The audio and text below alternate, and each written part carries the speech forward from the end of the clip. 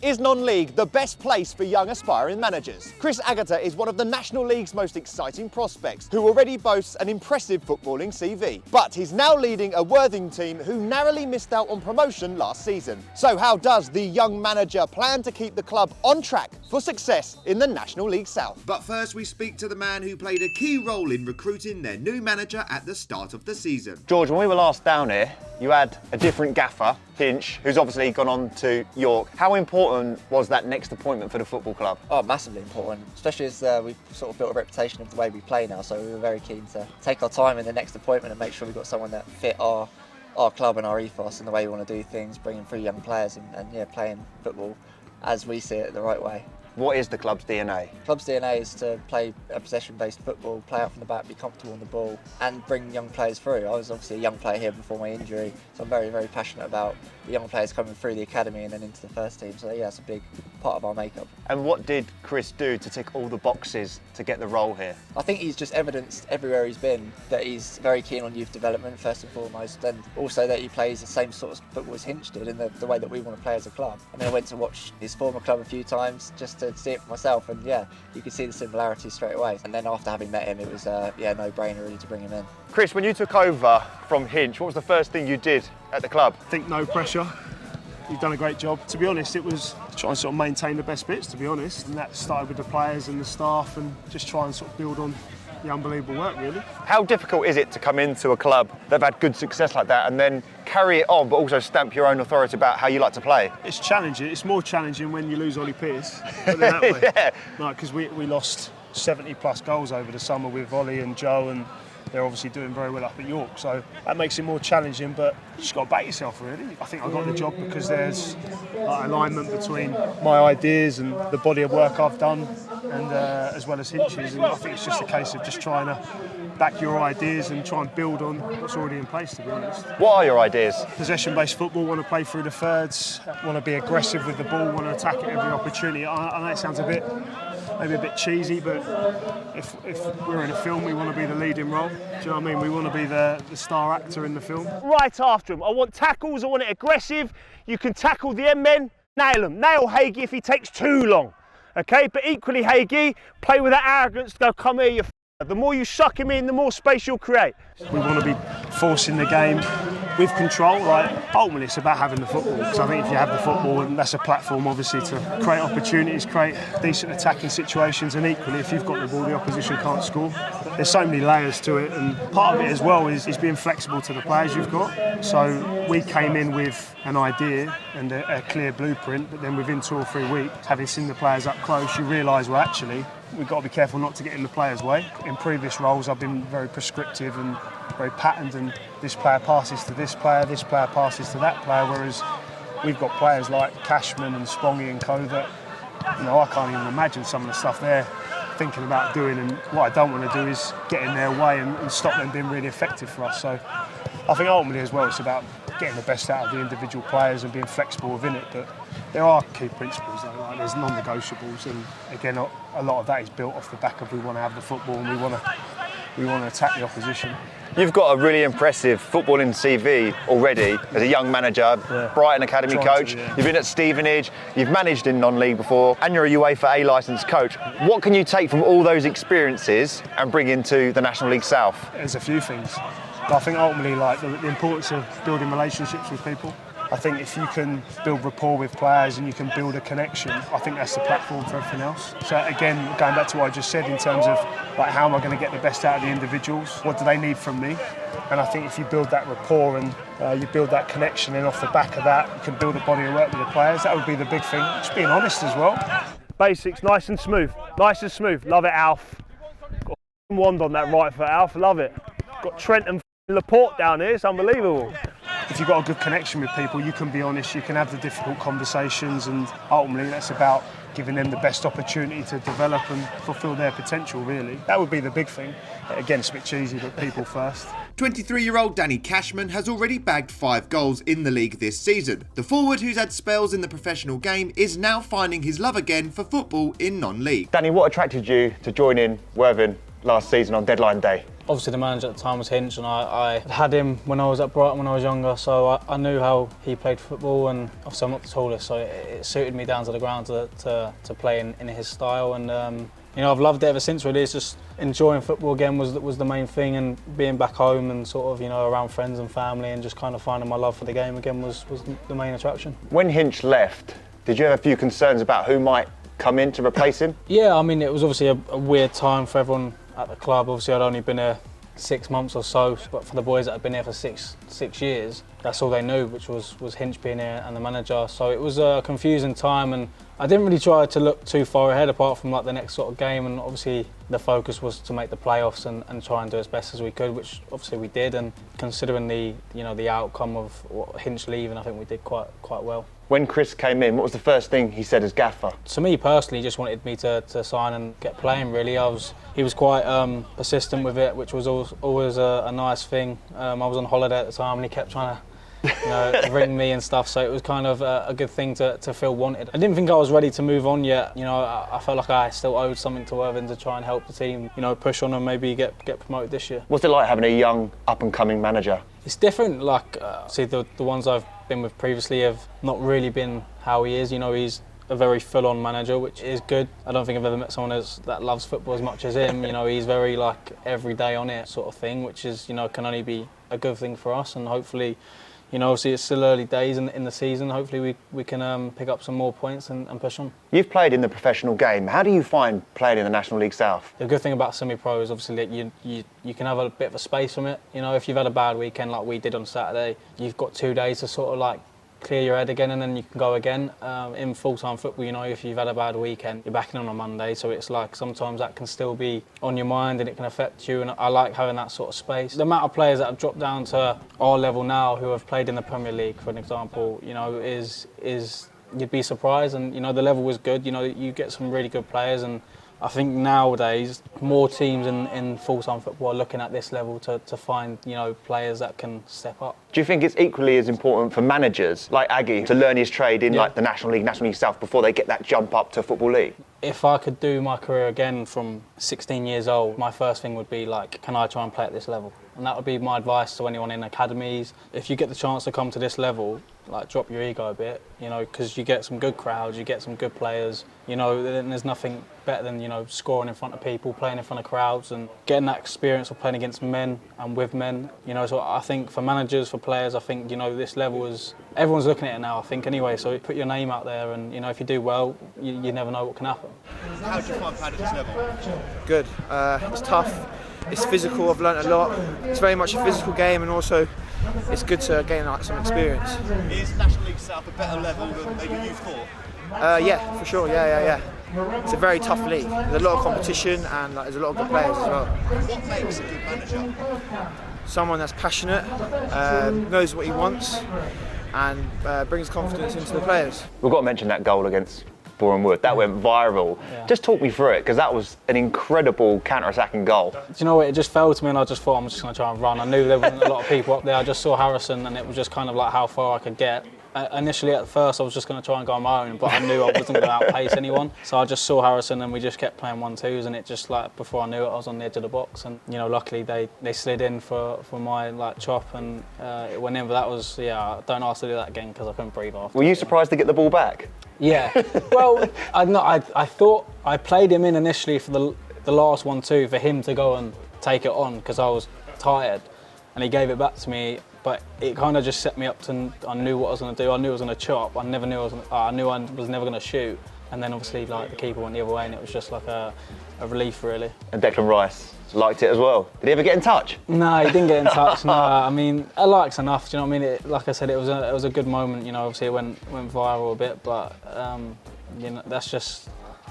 As long as people don't think that's going to happen every week, because I don't think I could probably do that for a while again anyway. But you know, it was one of them things that happened, and it it was a good moment. To have success at this level, what you do on the pitch is obviously very important, but the work that goes on off it plays an even bigger part. And with Worthing's recent success, George and the board have made sure the club is ready for the next levels. How have you found the National League South? I mean, we've loved being in there. It's the highest the club's ever been, so it's been a really good experience. Start now to see the players that maybe who are coming down the leagues. They expect more, and we want to be pushing at the top of this league. So yeah, everything just cranks up a notch, and yeah, we obviously want to be a full-time club in the not too distant future, and there's already some in this league, and yeah, you see the difference sometimes. Do you think the style of football that you play attracts those sort of players that drop down maybe from the professional game? Yeah, 100% it does, and we also notice that when a player leaves here, quite often they end up coming back because they'll go somewhere where they've obviously showcased their skill here playing in a certain way. They'll go somewhere else and the football maybe doesn't suit them quite as much, and they don't enjoy it and they find themselves out of the team, and then we're lucky enough to get them back. So it doesn't always happen, like with the players that have gone to York, obviously they've got Hinch, so yeah, they've got the right manager for their style of play, but quite often we see it that players will want to come back here, which is a compliment to the club and the way we do things, I guess. I'm not surprised they want to come back here, mate, because the stadium that you've built here has come on leaps and bounds. It is incredible. This new stand, when's it open? It opens fully on the 19th. So we're in phase 1 of it open at the moment. We're allowed to have half of it open, pass all the rules and regs, and then the rest of it will open on the 19th. As owner, how far ahead have you got to think of the trajectory of this football club? Because it's only going one way. Yeah, that's all we do in the boardroom really, is plan for the next step. Obviously now the next step for us would be National League, so we've made sure the ground is ready for that, hence the nice big stand behind you. Now that we're ready for that league, we'll start making plans to be ready for the next one after that. Can you quite believe where this club is at the minute? When I look back, I do think, God, it's crazy how it's all played out, because when obviously I was only 22 at the time, and I just thought, obviously I had a dream of this all happening, but you know in your head, oh, it's going to be difficult.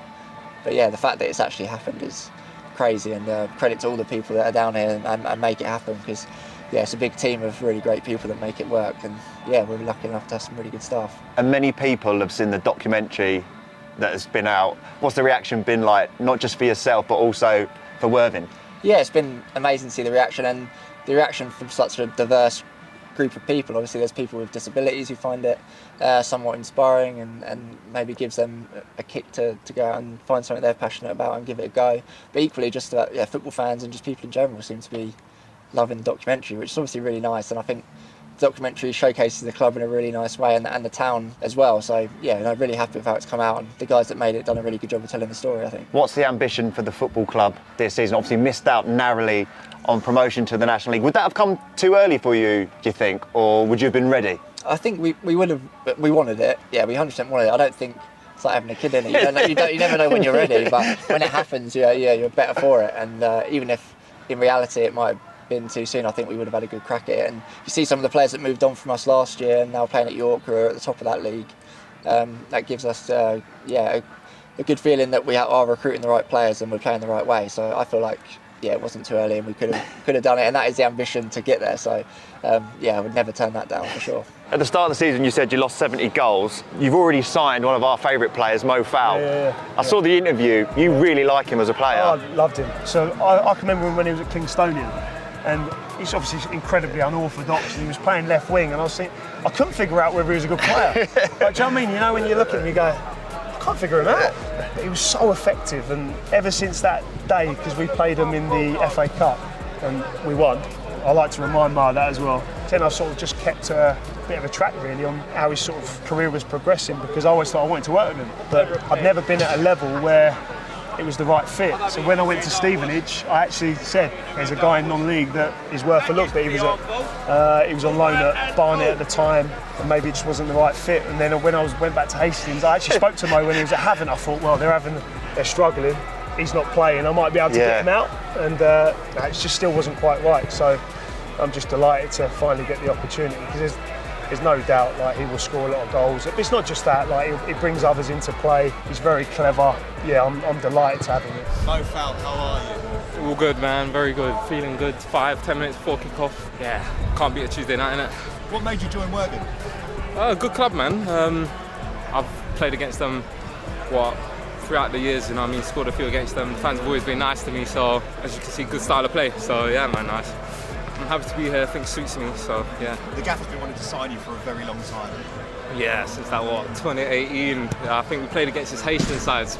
Yeah, that was a long time ago. But yeah, I think since then we've just kept in contact, and it's finally come about where I can play for him, and yeah, it's been good so far. How much are you enjoying playing under a young, aspiring manager? You know what? He's got fresh ideas. Do you know what I mean? And like, I think that's what you want as a footballer. I think this is the first time I've played under a manager that wants to play football. Do you know what I mean? And so far I'm enjoying it. So yeah, man, props to him. Gonna get on the score sheet tonight? Fingers crossed. What's it like for a young manager in the National League South? What have you learnt so far? Going back to what you said about building on the great work that Hinch done, really, you just got to back yourself. And I think that's one thing that is a benefit coming through non-league and being, I first managed at 27, and ultimately, like, if you don't get it right, you lose games and you get sacked, and you have to figure it out. And because, like Brighton, for example, you've got massive support network around you, you can lean on so many people, whereas in first team football it can be a bit of a lonely place and you have to figure it out, otherwise you'll fail. So that's been good from a development perspective, and it just means that when you do have these ideas, and we talk about my idea in terms of how we want to play, they are my ideas, they're not a regurgitated version of something I've seen in a different football club or working in an academy and sort of mirroring the first team. The ideas we've got, they're mine, and ultimately the body of work and the results suggest that they're probably good ideas. Talk to me about the style of play that the gaffer's got you playing. It's very similar to last year with Hinch. There's not been too much of a transition. I think he's put some ideas into us that we've taken onto the pitch, where I think, especially with playing out, but in terms of in the attack and third, for me, it's kind of just, play with your freedom and sort of, do what you're good at, really, and he gives you that sort of freedom to play with, and, hopefully throughout the season I can live up to that. Do you think non-league is the perfect place for young, up-and-coming, aspiring managers? Yeah, I think it's got to be. I think maybe there's a bit less pressure and a bit of space to be able to sort of get used to, especially if you're a new manager or coach. Yeah, it's a great place to come and apply your trade and learn the ropes, if you like, before you start moving up the leagues and dealing with the big egos at the top of the game. Do you think there are more eyes on the National League and National League South? Is the level much better than people probably think it is? Yes, definitely. Like when we talk to some professional football clubs and talk about loans, and they're reluctant, you're like, well, actually, it's a debate whether or not your professional player is even good enough to play at this level. Like we're giving them a great experience and great exposure, so I think there's definitely not disrespect, but perhaps a lack of appreciation for the level. Most of it's been said in the change rooms, and we know the assignment. We know the assignment. We play our football, but we do the other side, yeah? And we do it well, and we're together the whole game. I want to see it in our eyes. We are at it when we haven't got the ball, yeah? All of us together, and we're back in there with 3 points. Come on.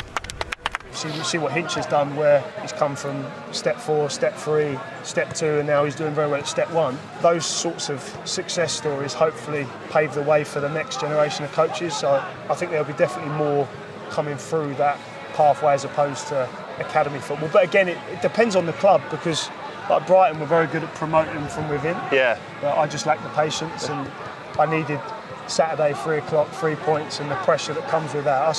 I thrive on that. I'm one of those people that, like in pre-season, I hate it. So if there's no pressure, I almost try and find things that I'm annoyed with. Whereas it's so pure in terms of 3 points, win the game, the pressure that comes with that I sort of live off that a little bit. So that was really important for me. But then equally, if you're at Brighton, who have got a very good pathway, there could be, if you're patient enough, time to progress through the club that way. Do you think non-league is the best place for young aspiring managers? I often have this debate, because you go from the surroundings of Brighton, it's like Disneyland, and you've got a massive support network, versus obviously non-league, which is a bit more rough and ready and a bit more, what's the word? I'll just pass it back to Dino. That's why like a misplaced pass. That's why I'm a manager. See how bad that technique was? Shocker. But it's worked for me.